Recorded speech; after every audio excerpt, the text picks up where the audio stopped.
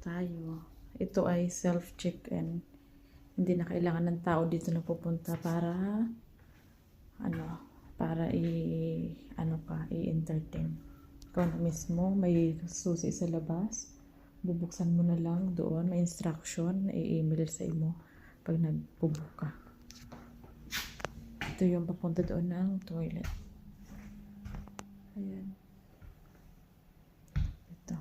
Ayan. May mga books. Kung gusto mong, ayun, magbasa, may, yun, para sa mga bata, kung nabuboring ka, yan. Tapos dito, may microwave. Yan. Yan. May toaster. Yan. Yan, magkakape kami. Meron na rin silang kape. Yan. Maghugas. Yan. Yan, naghugas ng diti. Yan. Tapos, dito. Yan. Tapos, yan. Basurahan. Yan. Tapos, ito na yung aming kwarto. Pasilip lang sa kwarto. Kunti. Ayan, tsulog. Yan lang. Simple.